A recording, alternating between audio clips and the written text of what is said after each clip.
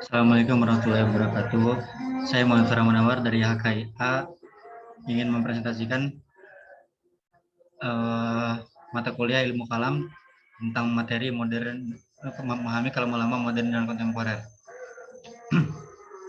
Dalam pengertian, Islam sebagai sebuah bentuk keyakinan memiliki umat yang besar. Hampir di seluruh penjuru dunia terdapat umat Islam. Hal ini disebabkan karena Islam disebarkan termasuk ke dalam suatu masyarakat dengan cara yang damai dan santun, sehingga banyak orang yang berminat masuk Islam. Akan tetapi, selain banyak orang senang dan bangga dengan Islam, tidak sedikit pula orang yang menyerang Islam yang disebabkan karena perbedaan keyakinan, terutama ketauhidan. Mereka yang tidak senang dengan Islam selalu berusaha menjatuhkan Islam, baik melalui budaya, pola pikir, dan sebagainya. Untuk menghadapi hal ini, ulama-ulama dahulu membalasnya dengan memberikan argumen yang berisi alasan-alasan untuk mempertahankan keimanan yang berisi keimanan mereka, baik tentang keimanan kepada Tuhan, malaikat, dan sebagainya. Dan hal yang sering kita sebut sebagai ilmu kalam merupakan produk pikir manusia sesuai dengan berjalannya waktu. Ilmu kalam pun semakin berkembang, banyak ulama terjun dalamnya. Yang pertama ada dari Syekh Muhammad Abduh. Yang pertama dari pemikiran Muhammad Abduh, Syekh Muhammad Abduh itu ada kedudukan akal dan fungsi waktu. Yang pertama ada dua pendapat persoalan pokok yang menjadi fokus utama pemikiran Abduh, yaitu membebaskan akal pikiran dari belenggu-belenggu taklid yang menghambat perkembangan pengetahuan agama, yakni dan dengan memahami langsung dari sumber pokoknya Al-Quran. Terus ada memperbaiki gaya bahasa Arab, baik yang digunakan dalam percakapan resmi di kantor-kantor pemerintah maupun dalam semedi massa. Terus ada kebebasan manusia dan fatalisme. Bagi Abdul, sampai mempunyai daya pikir manusia juga mempunyai kebebasan memilih yang merupakan sifat dasar alami yang ada dalam diri manusia, namun tidak mempunyai kebebasan absolut. Terus ada sifat-sifat Tuhan. Harun Nasution melihat bahwa Abdul cenderung kepada pendapat bahwa manusia terus termasuk esensi Tuhan walaupun tidak secara tegas mengatakannya. Terus ada kehendak Tuhan mutlak. Tuhan itu tidak bersifat mutlak. Terus keadilan Tuhan, sifat keadilan Tuhan tidak dapat diberikan kepada Tuhan karena ketidakadilan tidak sejalan dengan kesempurnaan dalam semesta. Terus antaformisme, tidak mungkin esensi dan sifat-sifat Tuhan mengambil bentuk tubuh atau ruh makhluk di dalam ini. Terus melihat Tuhan, kesanggupan melihat Tuhan hanya dinugerkan kepada orang tertentu di akhirat. Terus B. Pemikiran alam menurut Muhammad Arkon. Semua hasil semiotik manusia dalam proses penampakan sejarah dan budaya merupakan sasaran dan perubahan sosial yang oleh Arkon disebut sebagai historisi atau sebagai artikulasi makna bagi alat sosial dan budaya. Teks Al-Quran juga merupakan sasaran dari historisi. Dengan demikian, tidak ada akses keberadaan historis kita terhadap fenomena absolut di luar fenomena dunia wilayah kita. Penampakan-penampakan yang ditampilkan oleh ontologi atau kebenaran yang pertama dan transendensi milik nalar teologis dan nalar metafisis tertentu akan meniadakan historis sebagai dimensi kebenaran. Hal ini terjadi karena alat-alat konsep, definisi, dan postulat yang terus berubah digunakan untuk mengetahui kebenaran. Terus terdapat berbagai tingkatan dan bentuk nalar yang berinteraksi dengan angan-angan atau imajinasi sebagaimana yang telah ditunjukkan di dalam ketegangan antar logos atau kalam yang diperdebatkan dengan mitos atau kalam yang tidak dapat dipertanyakan, simbol dengan konsep, metafora dengan realitas, makna di akhir, makna batin pada sejarah Islam. Iman merupakan kristalisasi dari angan-angan penampilan-penampilan dan ide-ide yang diberikan secara umum oleh tiap kelompok yang berada di dalam pengalaman sejarah. Dari grafis keempat ini dapat diketahui bahwa pendekatan Arkon adalah post-strukturalistis, semiotis, sosiokratis, dan metodologis linguistik kritis. Terus ada pemikiran kalam menurut Sir Muhammad Iqbal. Yang pertama ada hakikat teologi. Secara umum, ia melihat teologi sebagai ilmu yang berdimensi keimanan mendasarkan pada esensi tauhid atau universal dan inklusif. Di dalamnya terdapat jiwa yang bergerak bersamaan, kesetiakawanan, kecerdasan, kemerdekaan.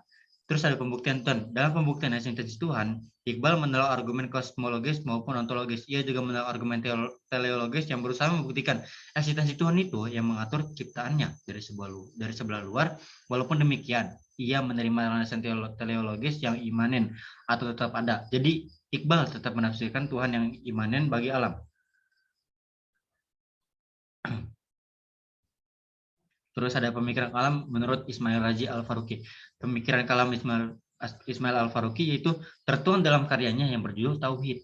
Dalam karyanya ini beliau mengungkapkan bahwa syahadat menempati posisi sentral dalam kehidupan manusia, dalam setiap kedudukan, tindakan, dan pemikiran setiap muslim. Tauhid merupakan pandangan umum tentang realitas kebenaran dunia, ruang dan waktu, sejarah manusia dan takdir. Terus ada beberapa pemikiran, ada beberapa hakikat tauhid sebagai berikut. Yang pertama ada tauhid itu sebagai pengalaman agama, pandangan dunia, intisari Islam, prinsip sejarah, prinsip pengetahuan, prinsip metafisika, prinsip etika, prinsip tata sosial, prinsip ummah, prinsip keluarga, prinsip tata politik, prinsip keluarga, prinsip tata politik, prinsip tata ekonomi, prinsip estetika. Terus ada pemikiran kalam menurut Hasan Hanafi yang itu kritik terhadap teologi tradisional. Teologi tradisional tidak dapat menjadi sebuah pandangan yang benar-benar hidup dan memberi motivasi tindakan dalam kehidupan konkret umat manusia. Terus kegagalan pada para teolog tradisional disebabkan oleh sikap para penyusun teologi yang tidak mengaitkan dengan kesadaran murni dan nilai-nilai perbuatan manusia, yaitu rekonstruksi teologi. Tujuan rekonstruksi teologi Hanafi adalah menjadikan teologi menjelma sebagai ilmu tentang penjelasan sosial yang menjadikan keimanan-keimanan tradisional memiliki fungsi secara aktual sebagai landasan etik dan motivasi manusia. Terus ada pemikiran kalam menurut Al-Maududi. Tauhid adalah fondasi menjadi titik tolak berpikir setiap muslim atau rasyid. Bagi Al-Maududi, ideologi kehidupan sejati adalah tauhid. Ajaran inilah yang dibawa oleh seluruh para nabi dan rasul. Tauhid merupakan pokok utama dalam kehidupan manusia beragama. Bertauhid bermakna menempatkan Tuhan di atas segala-galanya.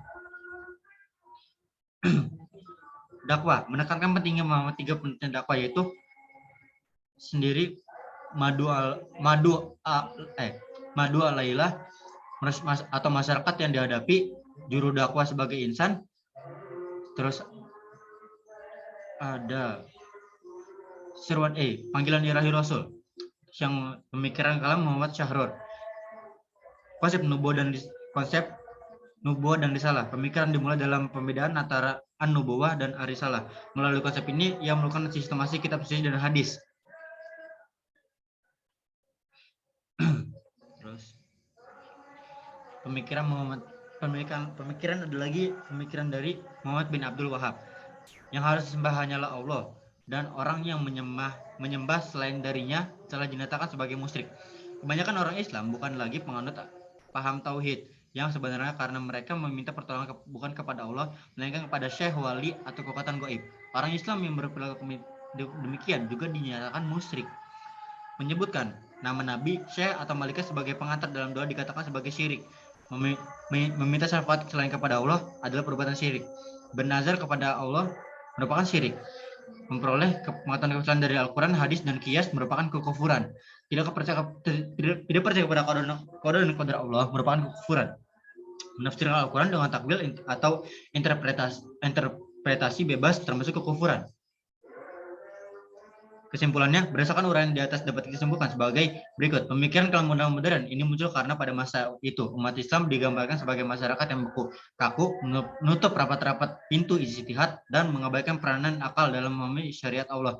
Karena mereka telah merasakan cukup dengan hasil karya para pendahulunya, yang juga hidup dalam masa kebukaan akal atau jumud serta berdasarkan kufarat. Terima kasih. Itu presentasi dari saya. Wassalamualaikum warahmatullahi wabarakatuh.